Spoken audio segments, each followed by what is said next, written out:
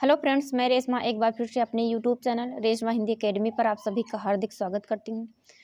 आज का हमारा टॉपिक है निर्गुण भक्ति शाखा क्लास 9। इससे पहले हम भक्ति काल क्लास 8 करा चुके हैं। आप लोग प्लेलिस्ट में जाकर उसे देख लीजिए। निर्गुण भक्ति शाखा। ज्ञान मार्ग और भक्ति मार्ग दो रूप हैं। तो ज्ञान मार्ग और भक्ति मार्ग दो रूप हैं जो विरोधी न होकर परस्पर संबद्ध हैं। यानी ज्ञान मार्ग और भक्ति मार्ग दो रूप हैं जो एक दूसरे के विरोधी न होकर परस्पर एक दूसरे से संबंध है, यानी जुड़े हुए हैं। ज्ञान की अनुभूति ही भक्ति है। ज्ञान की जो अनुभूति है वो ही भक्ति है। ज्ञान मार्ग पर चलने वाले आचार्यों ने भी ज्ञान के अनुभूति पक्ष पर बल दिया है। ज्ञान के अनुभूति मार्ग पर चलने वाले आचार्यों ने भी ज्ञान के अनुभूति पक्ष पर बल दिया है। बिना अनुभूति का ज्ञान मात्र वाक्य ज्ञान है। कैसा ज्ञान है? तो बिना अनुभूति के ज्ञान मात्र वाक्य ज्ञान है, जिससे कुछ भी सिद्ध नहीं होता है। जिससे कुछ भी सिद्ध नहीं होता है।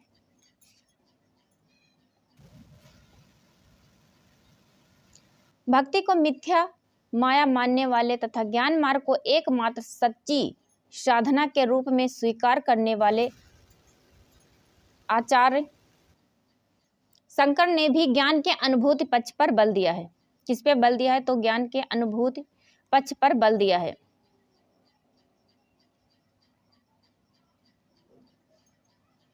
भक्ति को मिथ्या माया मानने वाले तथा ज्ञान मार्ग को एकमात्र सच्ची साधना के रूप में स्वीकार करने वाले आचार्य शंकर यानी शंकराचार्य ने भी ज्ञान के अनुभूति पक्ष पर बल दिया है। अहम ब्रह्मास्मि यानी मैं ब्रह्मा हूँ का ज्ञान मात्र तो निष्फल ही रहता है। कैसा रहता है? तो मात्र निष्फल ही रहता है।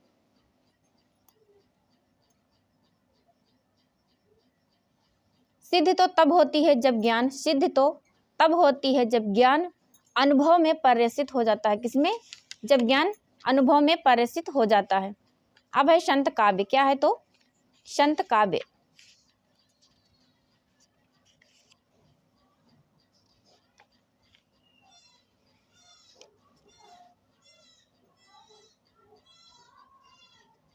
संत काव्य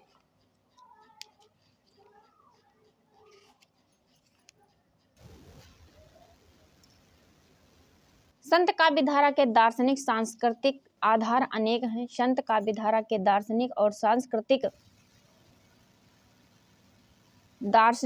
सांस्कृतिक आधार कितने हैं? तो अनेक हैं। जिसमें से प्रमुख रूप से उल्लेख है उपनिषद शंकराचार्य का अद्वैत दर्शन। कौन? तो उपनिषद शंकराचार्य का अद्वैत दर्शन, नाथ पंथ, इस्लाम धर्म तथा सूफी दर्शन। कौन कौन से हैं? तो संत काव्य धारा में दार्शनिक सांस्कृतिक आधार अनेक हैं, जिनमें से प्रमुख रूप से जो उल्लेखनीय हैं वह हैं शंकराचार्य का अद्वैत दर्शन, नाथ पंथ, इस्लाम धर्म तथा सूफी दर्शन। संतों के चिंतन, जीवन दर्शन और काव्यधारा पर उपनिषदों का व्यापक प्रभाव है। क्या है? तो संतों के चिंतन, जीवन दर्शन और काव्यधारा पर उपनिषदों का व्यापक प्रभाव है। उपनिषदों में प्रतिपादन ब्रह्म जीव, उपनिषदों में प्रतिपादन ब्रह्म जीव जगत और माया संबंधी विचारधारा के साथ ही ब्रह्म के स्वरूप वर्णन से संबद्ध उपमानों और अप्रस्तुत योजनाओं को संत कवियों द्वारा प्रायः उसी रूप में ग्रहण कर लिया गया है।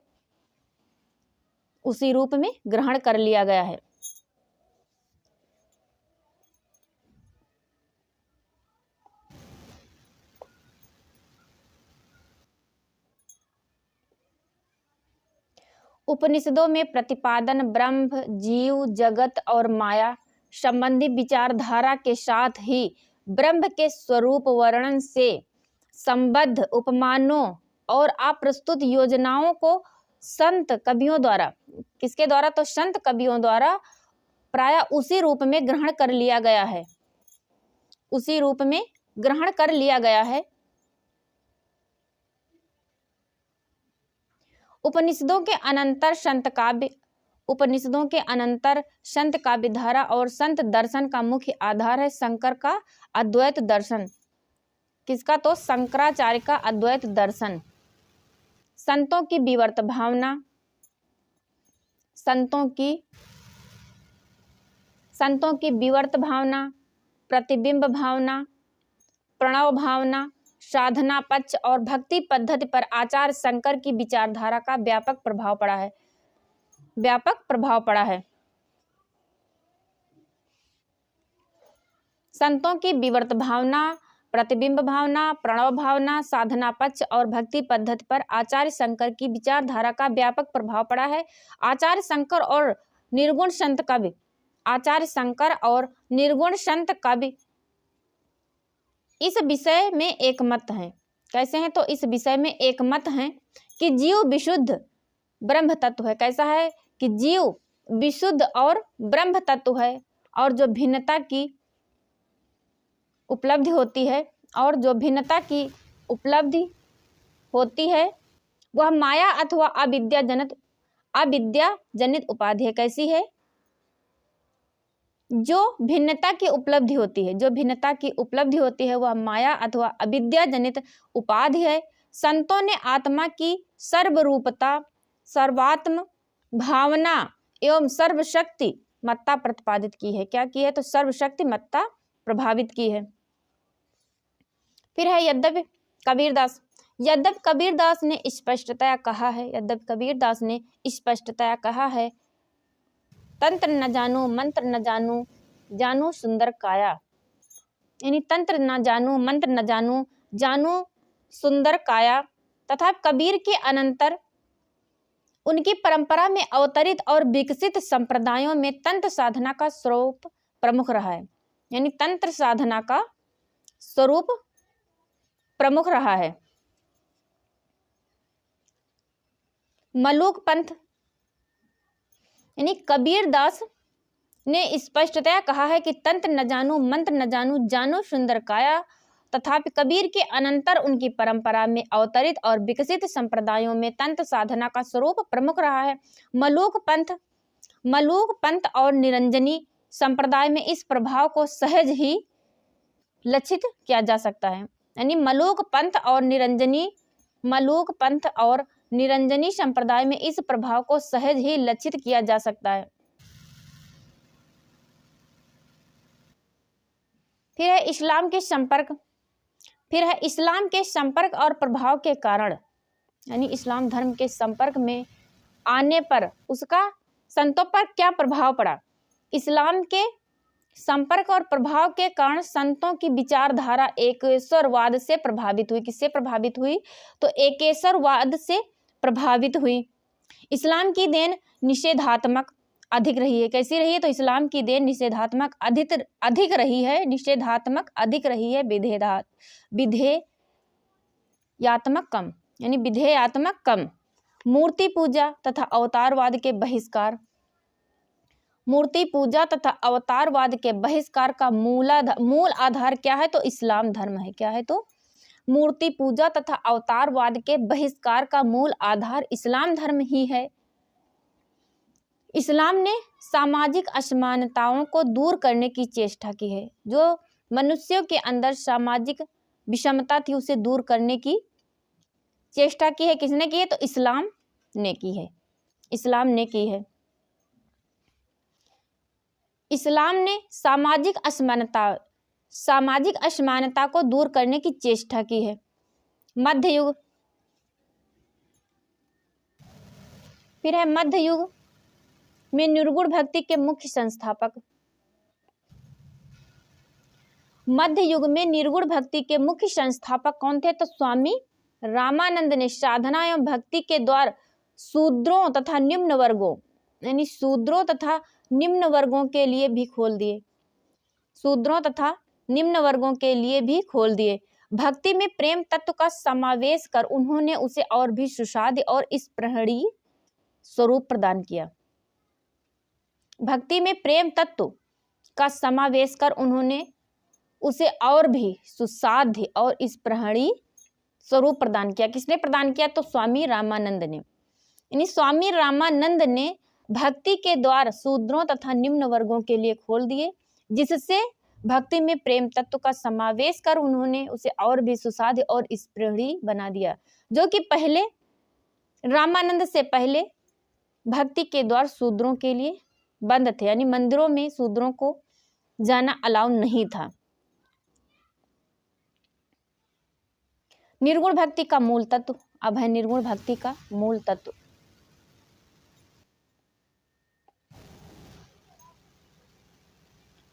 निर्गुण भक्ति का मूल तत्व है निर्गुण सगुण से परे अनादि। यानी निर्गुण भक्ति का मूल तत्व है निर्गुण सगुण से परे अनादि अनंत अनाम अज्ञात ब्रह्म का नाम जप।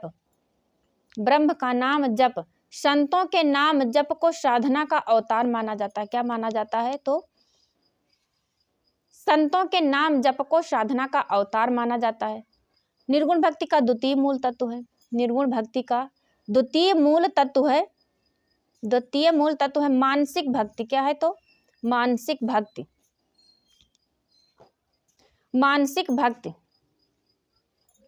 संत मत के अनुसार भक्ति आडंबर विहीन होती है। कैसी होती है? तो संत मत के अनुसार भक्ति आडंबर विहीन होती है। इसलिए संत काव्य में वैष्णवों में की नवधा भक्ति का कर्म कांड सम्मत तथा परंपरा समवर्थित रूप नहीं मिलता है। फिर है भक्ति पद्धति का तृतीय मूल तत्व।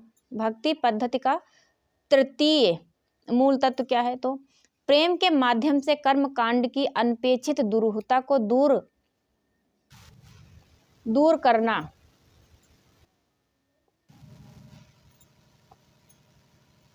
भक्ति पद्धति का तृतीय मूल तत्व है प्रेम के माध्यम से कर्म कांड की अनपेक्षित दुरूहताओं को दूर करना। प्रेममयी भक्ति का अनुभव व्यक्त करते हुए कबीर ने लिखा है। प्रेममयी भक्ति का अनुभव व्यक्त करते हुए कबीर ने लिखा है, हरि रस पिया जानिए, हरि रस पिया जानिए, जे कबहू ना जाए खुमार, मैं मनता घूमत फिरे नाही तन की सार। फिर है निर्गुण भक्ति का चतुर्थ एवं सबसे महत्वपूर्ण तत्व। निर्गुण भक्ति का चतुर्थ एवं सबसे महत्वपूर्ण तत्व है मानव को ऐसे विश्वव्यापी धर्म के सूत्रों में निबद्ध करना जहां जाति वर्ग वर्ण संबंधी भेद ना हो। निर्गुण भक्ति का चतुर्थ और सबसे महत्वपूर्ण तत्व है मानव को ऐसे विश्वव्यापी धर्म के सूत्रों में निबद्ध करना जहां जाति वर्ग तथा और वर्ण संबंधी भेद ना हो। साधना का यह द्वार सबके लिए उन्मुक्त था। तो साधना का यह द्वार सबके लिए उन्मुक्त था। इस क्षेत्र में हिंदू मुसलमान का भेद भी विलुप्त हो गया था। यानी इस क्षेत्र में हिंदू मुसलमान का भेद भी विलुप्त हो गया था और भक्ति के क्षेत्र में सब समान प्रमाणित हुए। भक्ति के क्षेत्र में सब समान प्रमाणित हुए। भक्ति काल का पांचवा तत्व है भक्ति निर्गुण भक्ति का पांचवा तत्व है सहज साधना। संतों की भक्ति पद्धति आनंद और शांति से संयुक्त शुद्ध अंतःकरण की वह स्वाभाविक शक्ति है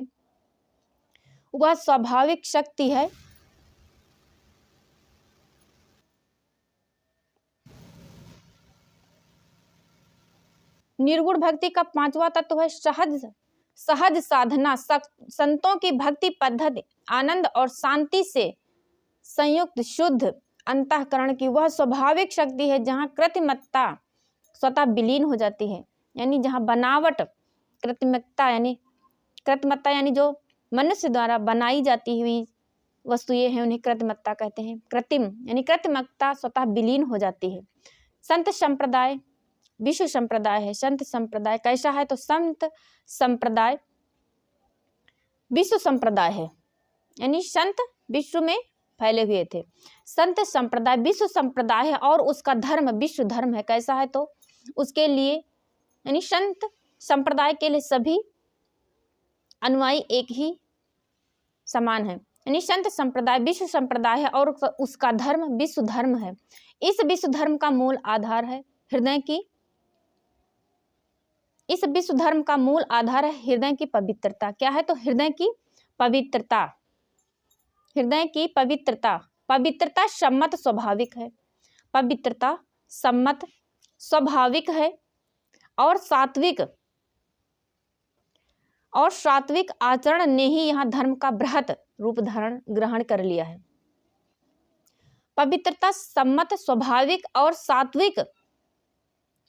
सात्विक आचरण ने ही यहाँ धर्म का बृहत रूप धारण कर लिया है।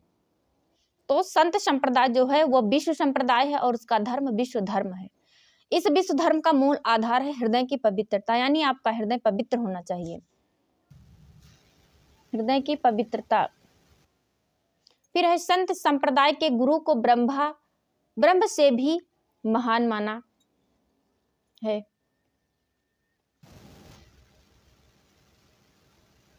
संत संप्रदाय यानी संत संप्रदाय में गुरु को ब्रह्म से भी महान माना गया है।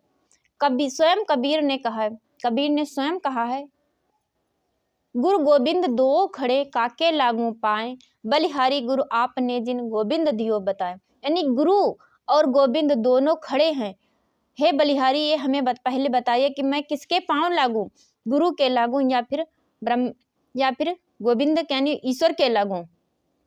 बलिहारी गुरु आपने जिन गोविंदो दियो बताए। तो यहाँ पर गुरु को अत्यंत ऊंचा दर्जा दिया गया है। यानी गुरु गोविंद दुओ खड़े काके लागू पाए, बलिहारी गुरु आपने जिन गोविंद दियो बताए। अब है निर्गुण भक्ति धारा के प्रमुख कवि। निर्गुण भक्ति धारा के प्रमुख कवि यानी निर्गुण भक्ति धारा में कौन कौन से प्रमुख कवियों की श्रेणी में आते हैं।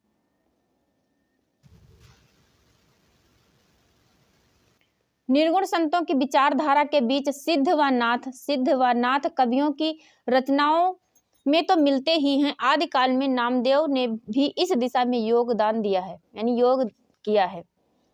निर्गुण भक्ति धारा के प्रमुख कवि निर्गुण संतों की विचारधारा के बीच सिद्ध व नाथ कवियों की रचनाओं में तो मिलते ही हैं। आदिकाल में नामदेव ने भी इस दिशा में योग दिया था। भक्तिकालीन निर्गुण भक्त कवियों में कबीर, दादू, नानक, रैदास, सुंदरदास, मलूकदास प्रभृति संतों ने भक्ति भावना के प्रसार और भक्ति काव्य की रचना में न केवल स्वयं उल्लेखनीय योगदान दिया है, अपितु अपनी शिष्य परंपरा में बाद में भी निर्गुण भक्ति काव्य की रचना होती रही है।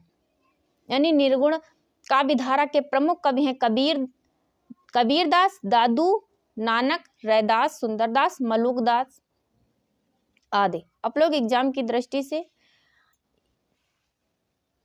इस वीडियो को एंड तक देखिए। ये वीडियो अत्यंत उपयोगी सिद्ध होगी।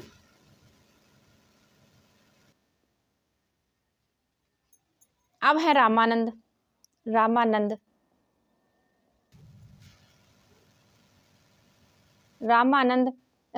अपने गुरु के सर्वाधिक यशस्वी साधन एवं प्रगतिशील विचारक थे।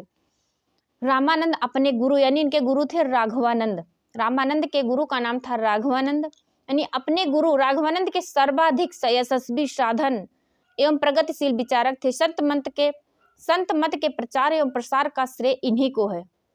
किसको है? तो रामानंद को। यानी संत मत के प्रचार एवं प्रसार का श्रेय इन्हीं को है, यानी रामानंद को है। नाभादास ने भक्तमाल में लिखा है कि इनके अनेक शिष्य प्रशिष्य थे। यानी रामानंद के अनेक शिष्य प्रशिष्य थे, जिनमें अनंत दास, कबीर, पीपा, धन्ना आदि विशेष रूप से उल्लेखनीय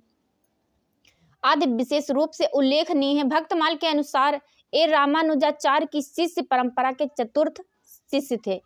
कौन से शिष्य थे? तो भक्तमाल के अनुसार रामानुजाचार्य की शिष्य परंपरा के चतुर्थ शिष्य थे। इनका काल 14वीं शताब्दी का अंतिम चरण माना जाता है। यानी रामानंद का रामानंद का समय 14वीं शताब्दी का अंतिम चरण माना जाता है। एक कबीर और पीपा के गुरु थे। कबीर और पीपा के गुरु का नाम था रामानंद, यानी रामानंद कबीर और पीपा के गुरु थे। और इन दोनों का आविर्भाव काल, इन दोनों यानी कबीर दास का 1399 ईस्वी तथा पीपा का 1425 ईस्वी स्वीकार किया जाता है। इनका आविर्भाव काल, इनका यानी रामानंद का आविर्भाव काल 1368 ईस्वी तथा इनका निधन काल 1468 ईस्वी था। श्री भक्त माल सटीक के अनुसार इनका जन्म प्रयाग के कान्यकुब्ज ब्राह्मण कुल में हुआ था तथा इनकी शिक्षा दीक्षा काशी में हुई थी। कहाँ हुई थी? तो इनकी शिक्षा दीक्षा काशी में हुई थी, काशी में हुई थी।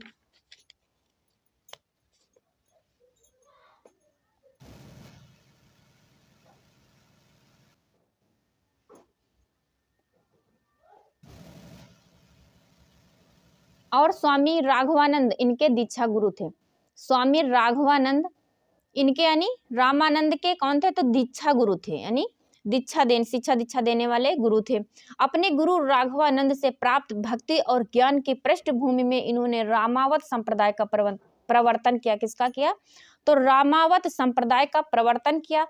उनके बाद 16वीं शताब्दी में, उनके बाद यानी राघवानंद के बाद, उनके बाद 16वीं शताब्दी में इस संप्रदाय यानी रामावत संप्रदाय का संपर्क श्री संप्रदाय के साथ इतना बढ़ गया कि दोनों में जो भेद था वह भावुक जनता के समक्ष अदृष्ट हो गया। परंतु वस्तुतः दोनों में भेद विद्यमान था, लेकिन जनता के सामने वह भेद अदृष्ट हो गया, यानी समाप्त हो गया। किसके कारण? तो रामानंद के कारण। श्री संप्रदाय के आराध्य नारायण हैं। श्री संप्रदाय के आराध्य जो हैं तो वो नारायण हैं। और रामावत संप्रदाय के राम यानी सीताराम। फिर है कबीरदास, यानी निर्गुण भक्ति शाखा के कवि कबीरदास। भारतीय धर्म साधना के इतिहास में कबीरदास ऐसे महान विचारक और प्रतिभाशाली महाकवि हैं जिन्होंने शताब्दियों की सीमा का उल्लंघन कर दीर्घ काल तक भारतीय जनता का पथ आलोकित किया। सिकंदर लोदी द्वारा किए गए अत्याचारों का जो वर्णन अनंतदास कृत अनंतदास द्वारा रचित कबीर परचयी में है, उससे इन उल्लेखों का पूर्ण साम्य है कि कबीर सिकंदर लोदी के समकालीन थे। किसके समकालीन थे? तो कबीर सिकंदर लोदी के समकालीन थे। कबीर का दूसरा अंतःसाक्ष्य है उनके द्वारा जयदेव और नामदेव की महत्ता का वर्णन। कबीरदास का दूसरा अंतःसाक्ष्य है उनके द्वारा जयदेव और नामदेव की महत्ता का वर्णन। यथा गुरु प्रसादो जयदेवा नामा, जैसे गुरु प्रसादो जयदेवा नामा, भगत के प्रेमी इन्हीं हैं, भगत के प्रेमी इन्हीं हैं। जाना कबीर द्वारा 13वीं शताब्दी। आप लोग वीडियो को फुल वॉच करिए। चैनल पर पहली बार आए हैं तो चैनल को सब्सक्राइब करिए। वीडियो एग्जाम की दृष्टि से अत्यंत महत्वपूर्ण है। वीडियो को ज़्यादा से ज़्यादा शेयर करिए। वीडियो पसंद आए तो इसे लाइक करिए और कमेंट बॉक्स में अपना एक प्यारा सा कमेंट लिखिए। कबीर द्वारा 12वीं-13वीं शताब्दी में इन दोनों संतों का उल्लेख इस बात का द्योतक है कि उनका आविर्भाव 13वीं शताब्दी के अंत अथवा 14वीं शताब्दी के आरंभ में हुआ। कबीर परचयी में अनंतदास ने कबीरदास के व्यक्तित्व यानी कबीर परचयी में अनंतदास ने कबीरदास के व्यक्तित्व और जीवनी से संबंधित कुछ तथ्यों का उल्लेख स्पष्ट शब्दों में किया है। किसमें किया है? यदि एग्जाम में पूछा जाए कि कबीर के व्यक्तित्व और जीवनी से संबंधित कुछ तत्वों का उल्लेख किस रचना में हुआ है तो कबीर परचयी में किया है। किसने किया है? तो अनंतदास द्वारा रचित कबीर परचयी है उसमें किया गया है। कबीर परचयी में किया गया है।